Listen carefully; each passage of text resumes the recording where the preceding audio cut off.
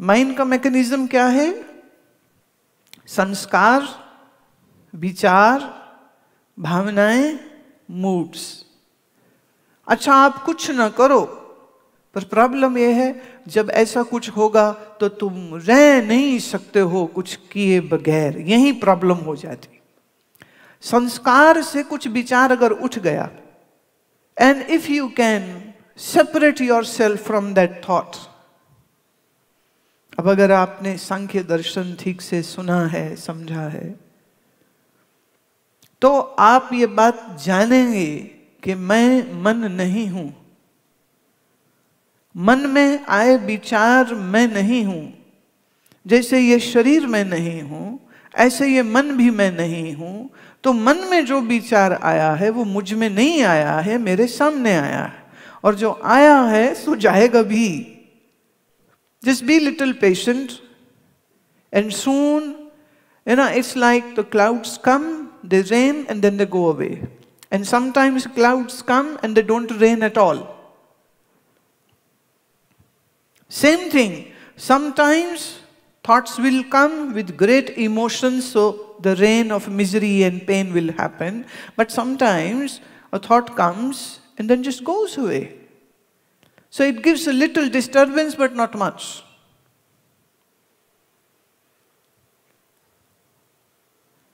क्या दिन में एक ही विचार आता है? क्या दिन में एक ही स्मृति उठती है? क्या दिन में एक ही बार तुम्हारा मूड बदलता है?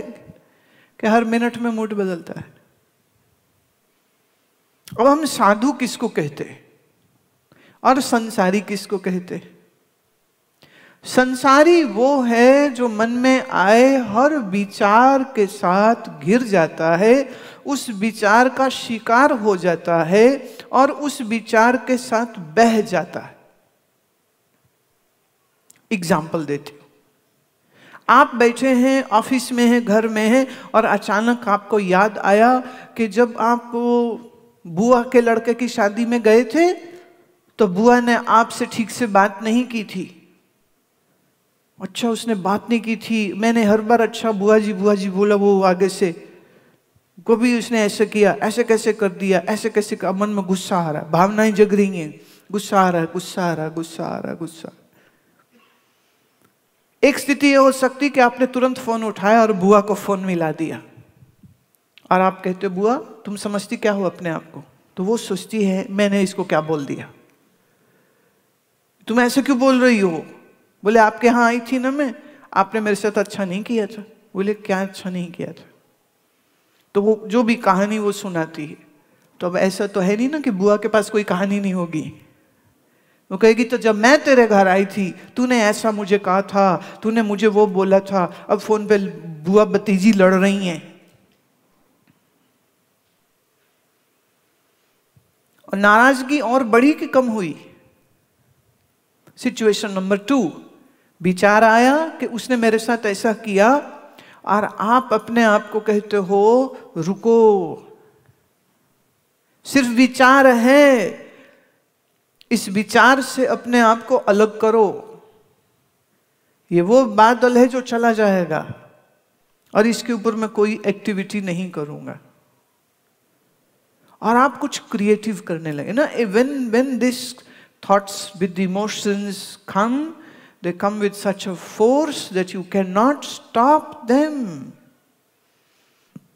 And this is what most of the people say, that we are driven by our thoughts and we don't know what to do when these thoughts come. उनके जो दादा थे उन्होंने बचपन में एक बात उसको कही कि तुम्हें जब गुस्सा आए, जब भी तुम्हें गुस्सा आए, जिस पर भी गुस्सा आया है उससे तुरंत लड़ने मत चले जाना। तुम अपने मन को कहो कि हम 2 दिन के लिए लड़ाई पोस्टपोन करते हैं, 2 दिन के बाद हम करेंगे जो भी करना। तो तुमने क्या एक्शन क्या लिया है? जब गुस्सा आया है तो उस गुस्से पर एक्शन ये है कि मैं 2 दिन बाद पक्का लड़ाई करेंगे, मुंह तोड़ देंगे उसका, जिस पे भी गुस्सा आया, पर 2 दिन बीच में गैप देंगे। और कुछ घंटों के बाद आप कुछ करने लग गए, कोई गार्डनिंग करने लग गए, कोई सैर करने लग गए, कोई खाना पकाने लग गए, कोई खाना खाने लग गए, कोई फिल्म देखने लग गए, किसी दोस्त के साथ बैठ गए, तो धीरे धीरे वो जो क्रोध की स्टीम है आपकी, that will fizzle out. 24 hours past, थोड़ी और कम हो गई, अगले दिन थोड़ी और कम हो गई, शाम होते होते लगेगा फायदा क्या, मैं उसको कुछ बोलेंगे फिर उसका बीपी हाई हो जाएगा, वो बुढ़ी है मर गई तो हमारा जिम्मा, पाप हमारे सिर चढ़ेगा, चलो छोड़ो रहने देते। 48 घंटे पूरे होते होते गुरुजीएफ कहते हैं, मैं जिससे लड़ना चाह रहा था, मैं जिसका मुंह तोड़ना चाह रहा था, मैं उसके घर जाके उससे माफी मांगने लग गया कि मैंने कुछ गलत किया आपके साथ, तो कृपया मुझे माफी दीजिए। तो बोले गुरुजीएफ का ये कहना था कि मेरे दादा की कही हुई इस बात के साथ मैं आज तक अपने जीवन में हजारों मित्रों को बनाया है, शत्रु किसी को भी नहीं बनाया। क्योंकि अगर आप चिंतनशील हो जाते हैं, या अपने गुस्से को पोस्टपोन कर लेते हैं, या आप अपने झगड़े को थोड़ी देर और आगे बढ़ा लेते हैं कि अभी नहीं, अब जो समय आप अपने आप को देंगे तो उसमें कुछ विचार डेफिनेटली करेंगे, कुछ सोच डेफिनेटली आपको आएगी। So you might end up not breaking the skull of the person but apologising to that person for your own bad behaviour और for the misunderstanding which happened. मन हमारा एक प्रोसेस से हमेशा गुजरता रहता है, हमेशा गुजरता रहता है। और जैसा मैंने कहा, हम मन के अंदर क्या डालेंगे इसके ऊपर हम कोई नियंत्रण नहीं करते। Let's say when you watch TV, what happens? You watch a TV show, what happens? You know, every TV show comes with a disclaimer that this is a fictional story with the fictional characters. Nothing is true. The story is a fragment, an imagination of a person. Please do not get disturbed or sue us or take us to court and this and that. And all the characters and the names used in this serial are all false. If by coincidence somebody has that, then you are sensible enough to know that it is a fictional story. We have just used the fictional characters. Yet, when you watch your favorite TV serial, have you cried while watching it? Say it loudly. Yeah. Have you felt anger coming to a character? Did you feel lost and sad after watching that story, which was fictional? Which was fictional. Did you felt to do the same thing what that character was doing in your real life? You got inspired to do whatever that person was doing while watching that serial, while watching that story? So great you are. You get inspired from fictional things? एक औरत कह रही थी, देखो TV का नुकसान क्या होता है। एक औरत कह रही थी कि मैं एक सीरियल देखती थी तो उसमें एक कैरेक्टर जो है वो सिगरेट बहुत पीता है। तो उसका एक तरीका है कि वो डब्बी खोलेगा, एक सिगरेट निकालेगा, डब्बी के ऊपर टैप करता है 3 बार, फिर वो होंठों पे रखता है, फिर वो उसको लिट अप करता है, फिर वो सांस भरता है, फिर वो धुआं छोड़ता है। कि देख देख के मैं साधारण सी अहमदाबाद की गृहिणी और मन में चाहत आई कि एक बार तो मैं भी ये करूं। क्या? वो सिगरेट को डब्बी से निकालना, डब्बी पे टैप करना, होठों में रखना, जलाना और धुआं करना और कहना आह व्हाट अ रिलैक्सिंग। कहती कई महीने मेरे मन में चलता रहा पर थोड़ी शर्म भी लगे, ऐसे कैसे टोबैको स्टोर में जाके मैं ऐसे कैसे ले लूं। कहती फिर एक दिन मैं गई शॉपिंग करने सेंसबरी में, तो लेफ्ट देखा राइट देखा, कोई गुज्जू तो नहीं वहां पे, कोई मेरा जानने वाला तो नहीं है वहां पे। तो मैंने उठा लिया वो सेक्शन होता है, उस सेक्शन में गई, वहां से उठा लिया। उठा करके दिल इतनी जोर जोर से धड़का, इतनी जोर जोर से धड़का, मैं भागी गई टेलर पर और फटाफट उसको देती हूँ कि भाई इसके पैसे ले तो आके मैं निकलूँ यहाँ से। फिर लगा अरे टेलर देसी सा लग रहा है, क्या पता देसी हो, क्या पता मेरे किसी बच्चे का दोस्त हो, क्या मालूम मेरे किसी रिश्तेदार का दोस्त हो। नहीं नहीं, ये खतरा है। तो आजकल वो दूसरी मशीन आ गई ना, स्कैन करो खुद से और खुद से पेमेंट करो। बोले वहां गई, स्कैन किया, उठाया, बोले ऐसे दिल धड़क रहा था जैसे मैं मैराथन दौड़ रही हूँ। वो डब्बी डाली पर्स में, भागी आई, कार में बैठी और फिर कार ड्राइव करते हुए लगे कहाँ कहाँ जाऊं जहां कोई न देखे। और फिर बड़ी मुश्किल से कहती एक जगह पसंद आई जहां कोई नहीं था और दूर दूर तक कोई गाड़ी नहीं थी। और तो मैं वहां गाड़ी पार्क करी और खोला उसको। फिर लगा कि घबराहट क्या इतनी आ रही थी, घबराहट के मारे। तो कहती मैंने लगा कुछ म्यूजिक ऑन कर लेती हूँ, थोड़ा रिलैक्स हो जाएगा। कि डब्बी खोल ली, खोलते हुए मैं देख रही हूँ और हिम्मत भी नहीं हो रही और हाथ भी कांप रहे हैं, क्योंकि ये क्या कर रही है, अंदर से आवाज आ रही है, ये क्या कर रही है, ये क्या कर रही, डिक्री क्या कर रही, क्या कर रही, क्या कर रही, पर कर भी रही हूँ। कह रही फिर फाइनली मैंने होठों में सिगरेट को रख भी लिया, फिर मैंने जला भी लिया।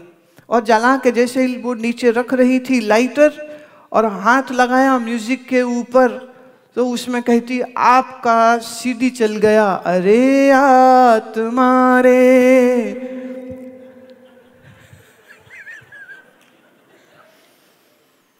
कहती डर के मारे मैंने थूका, पानी वाली बोतल से 10 बार कुल्ला किया, 2 थप्पड़ अपने मुंह पे लगाए कि बेवकूफ क्या करने लगी थी। तो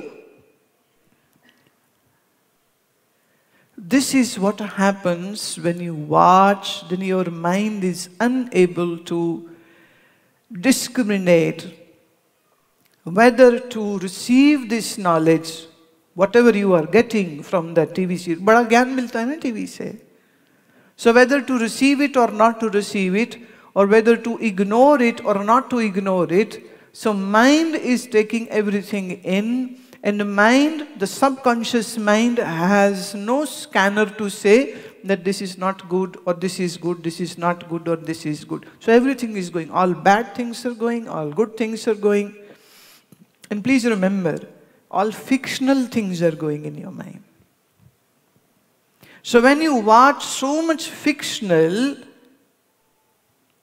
and after that, if you wish to do some sumiran, please answer me, how good your sumiran will be. You want to do pranayam, after watching all that crap, how much focused your mind will be. After watching all that nonsense, and we have received the nonsense so nicely in our subconscious mind, will it help you in your spiritual sadhana? Or will it create a hindrance? You please say. It will create a hindrance.